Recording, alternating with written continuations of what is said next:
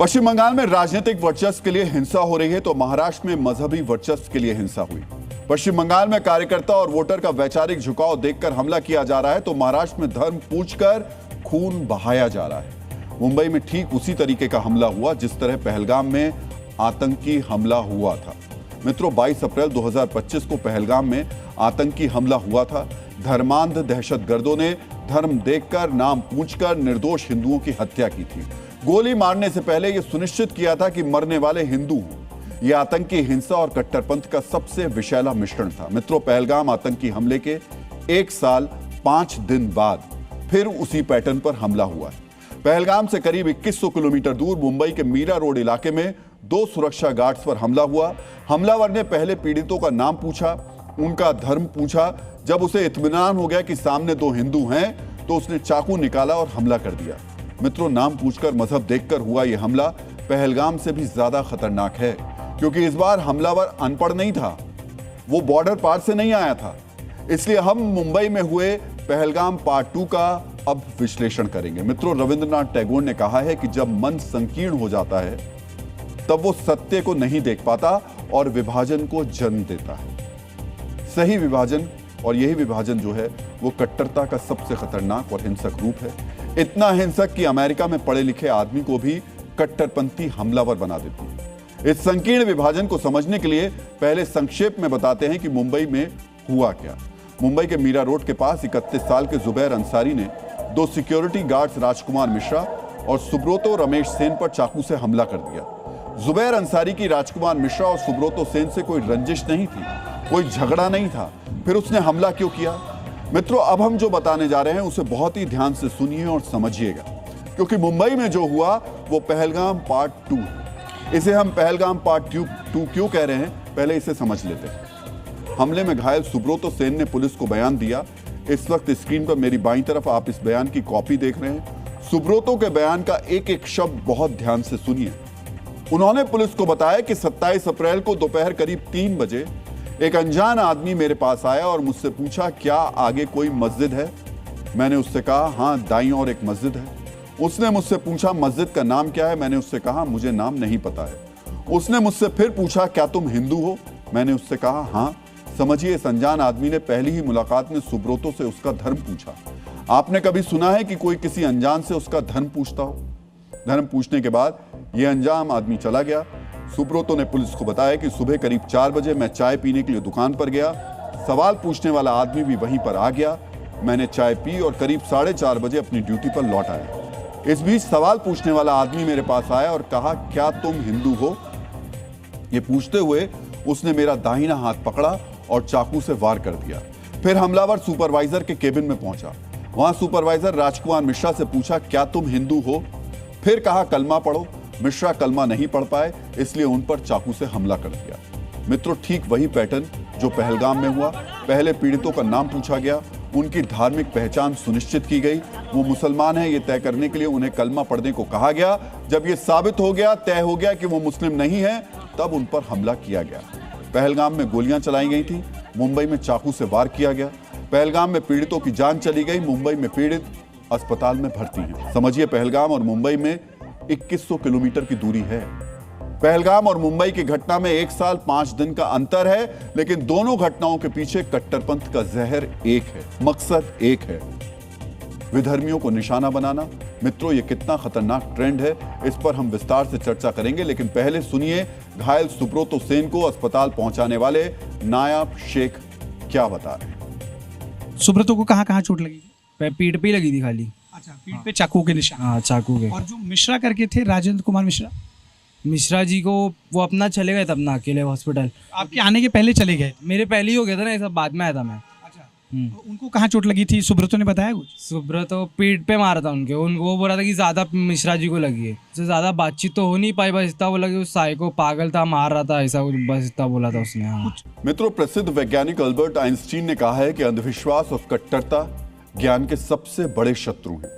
Einstein की बात कट्टरपंथी जैब जुबैर अंसारी पर 100% सच साबित होती है। अब तक ये सोच रही है कि कट्टरपंथी के वायरस का शिकार वो बनते हैं जो अनपढ़ या कम पढ़े लिखे होते हैं, लेकिन पिछले कुछ दिनों में उन्मादी हिंसा के आरोपियों ने इस थ्योरी को गलत साबित कर दिया। पहले आपको मुंबई में 2 निर्दोष लोगों को धर्म पूछकर टारगेट करने वाले जैब जुबैर अंसारी के बारे में एक छोटी सी जानकारी दे देते हैं। जुबैर साल 2000 से 2019 तक अमेरिका में रहा, यानी 19 साल वो अमेरिका में रहा। उसने अमेरिका से पढ़ाई की, वो साइंस ग्रेजुएट है। समझ रहे हैं आप? धर्म पूछकर चाकू मारने वाला जुबैर साइंस ग्रेजुएट है, अमेरिका से पढ़ लिख कर लौटा है। वो कोचिंग सेंटर में केमिस्ट्री और मैथ्स पढ़ाता था।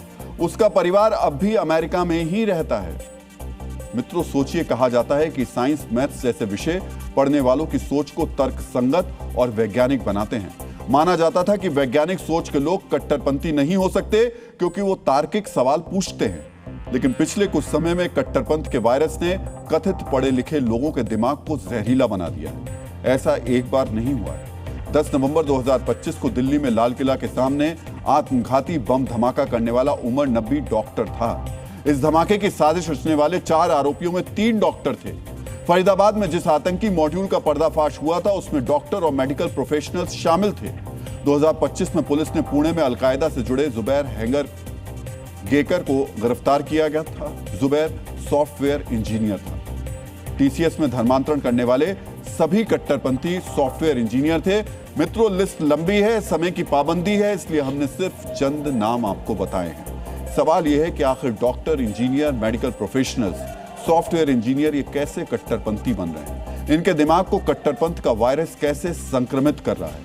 आखिर ये इतने कट्टरपंथी कैसे बन रहे हैं कि कोई बारूद बांधकर आत्मघाती धमाका कर देता है, कोई चाकू लेकर सड़क पर निकल जाता है और धन पूछकर हमला कर देता है, और कोई हाईटेक ऑफिस में बैठकर धर्मांतरण का कॉरपोरेट नेटवर्क चलाता है? ये बड़ा सवाल है। इस सवाल का जवाब तलाशने के लिए आज हम जैब जुबैर अंसारी के घर पहुंचे।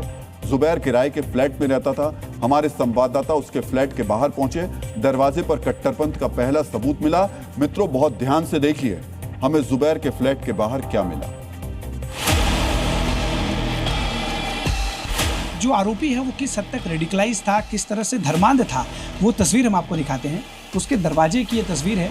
दरवाजे के अंदर उसने एक छोटा सा स्टिकर देखिए चिपका के रखा है, और इस स्टिकर में साफ तौर पे आप देखिए लिखा हुआ है रीड कुल हु अल्लाहु अहद। ये सूरा इखलास का एक आयत है। इसे 3 बार पढ़ें। इसमें साफ तौर पे देखिए क्या लिखा है, रीड कुल हु अल्लाहु अहद 3 बार, दुरूद शरीफ 1 बार, बिस्मिल्लाह कहें, सलाम करें और फिर अंदर प्रवेश करें। यानी कि ये इस हद तक रेडिकलाइज था कि उसके यहाँ जो आएगा वो ये बगैर पढ़े अंदर नहीं आ सकता। मित्रों, प्रसिद्ध फ्रांसीसी दार्शनिक और लेखक वॉल्टेयर ने कहा है कि कट्टरता एक राक्षस है जो धर्म के नाम पर जन्म लेता है। यह धर्म के नाम पर फैलाया गया जहर है जो अनपढ़ और पढ़े लिखे लोगों का फर्क नहीं देखता और समान रूप से अनपढ़ और पढ़े लिखे लोगों के दिमाग को संक्रमित करता है। मित्रों, जुबैर अंसारी का दिमाग कट्टरपंथी वायरस से कितना संक्रमित हो चुका था, इसके साक्ष्य उसके घर की तलाशी में मिले। पुलिस ने जब उसके घर की तलाशी ली तो आतंकी संगठन ISIS के नाम लिखे कई डॉक्यूमेंट्स और नोट्स मिले। अब ध्यान से इन नोट्स में लिखे कुछ शब्दों को सुनिए। लोन वुल्फ, जिहाद, गाजा, ऐसे शब्द नोट्स में लिखे थे। इसके अलावा कुछ छोटे छोटे वाक्य भी लिखे थे। अंग्रेजी में एक वाक्य लिखा था कि लोन वुल्फ तुम पर टूट पड़ेंगे, तुम मुशरिकों को अब असली जिहाद देखने को मिलेगा। मित्रों, मुशरिक उसे कहते हैं जो बहुदेववादी या मूर्ति पूजक होते हैं, यानी इस्लाम को नहीं मानते हैं। समझिए, इस नोट में जुबैर हिंदुओं के खिलाफ जिहाद की बात कह रहा था। इसके अलावा एक और नोट मिला। इसमें लिखा था people, family, wives, parents will leave you, may Allah guide them, Gaza only be free by. सोचिए, अमेरिका से साइंस ग्रेजुएट करने वाला शख्स अपने घर में कट्टरपंथ का रसायन तैयार कर रहा था। जुबैर अंसारी के घर से मिले नोट्स बता रहे हैं कि उसका कट्टरपंथ सनक की सीमा पार कर चुका था। वो भारत में जिहाद की साजिश कर रहा था। वो मुंबई में बैठकर गाजा को आजाद कराने का सपना देख रहा था। अतिवाद के वायरस ने उसके दिमाग को इतना जहरीला बना दिया था कि उसने कट्टरपंथ की एक ख्याली दुनिया बना ली थी। इस दुनिया में वो लोन वुल्फ था। लोन वुल्फ, इस एक शब्द के जरिए जैब जुबैर अंसारी के कट्टरपंथ को और अच्छी तरीके से समझ सकते हैं। लोन वुल्फ कट्टरपंथी आतंक का सबसे खतरनाक वेरिएंट है। लोन वुल्फ का मतलब आप जानते होंगे, ऐसा कट्टरपंथी हमलावर जो किसी आतंकी संगठन का सदस्य ना हो, वो आतंकी संगठन की विचारधारा से प्रभावित हो और बिना किसी संगठन की मदद या सहयोग के आतंकवादी हमला करता हो। ऐसे कट्टरपंथी सबसे खतरनाक होते हैं क्योंकि ये आतंकी शिविरों में बंदूक चलाने की ट्रेनिंग नहीं लेते, ये ऑनलाइन ही बम बनाने या बंदूक चलाने का तरीका सीखते हैं। ये सामान्य जीवन में बिल्कुल आपकी हमारी तरह दिखाई देते हैं, लेकिन इनके अंदर जब कट्टरपंथ का मीटर हाई होता है तो किसी भी दिन चाकू लेकर, बंदूक लेकर, बम लेकर सड़क पर निकल जाते हैं, निर्दोष लोगों की हत्या कर देते हैं, ठीक वैसे ही जैसे जुबैर अंसारी ने किया। आज आपको जुबैर के पड़ोसियों को भी सुनना चाहिए। जहरीले विचारों से भरा ये कट्टरपंथी जिनके पड़ोस में रहता था, उन्हें इसके बारे में पता ही नहीं था। नीचे से जाता था, लेकिन हम लोग को मालूम नहीं कौन है, किधर रहता है करके मालूम नहीं था। हाँ, मैं बैठती हूँ 4 बजे वॉकिंग करती हूँ ना, उधर जाके बैठती हूँ नीचे, जब भी जा रहा था, लेकिन किधर रहता है वो कुछ की मालूम नहीं था। भाई वगैरह उसके साथ रहता था, माँ रहती थी, बीवी। वो बोलता है, वो छोकरा बोला कि हमारी माँ और मैं रहता हूँ। 1 साल से मैं यहाँ हूँ, लेकिन कभी देखा नहीं हमने। मतलब वो बातचीत करने के लिए आप लोग? बातचीत नहीं, रमजान में देना लेना नहीं, क्या कभी हाई करके भी मालूम नहीं हमको। नहीं, एकदम सस्पेंस तरीके से रहता था एकदम। वो कचरा उतना 5 बजे ला के रखते थे, इतना, दूसरा कुछ नहीं। वो भी 2 दिन में 3 दिन में। हमने कभी देखा ही नहीं उनको, कौन आता है कौन जाता है यहाँ पे, क्योंकि हम लोग का टाइमिंग स्कूल का आने जाने का वो उस टाइम पे दिखते ही नहीं थे, सिर्फ हमको रात में कचरा दिखता था इधर बस। बिल्डिंग में है तो बराबर है, मिलता था, कुछ नहीं हमको बोलता था, स्वभाव सही था उसका, इधर उधर नहीं था।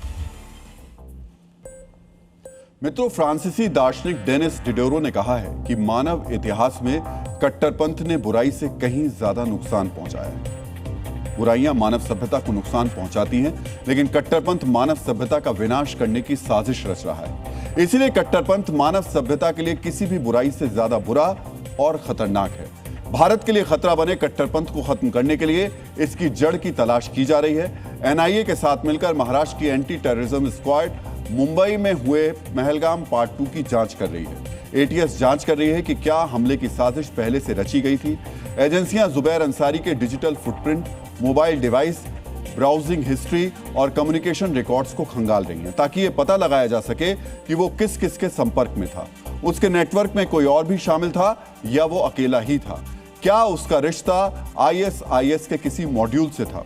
हे जे प्रकरण आहे हे बघितलं तर सेल्फ रेडिकलाइजेशनचे प्रकरण आहे। ये मामला सेल्फ रेडिकलाइजेशन का प्रतीत होता है।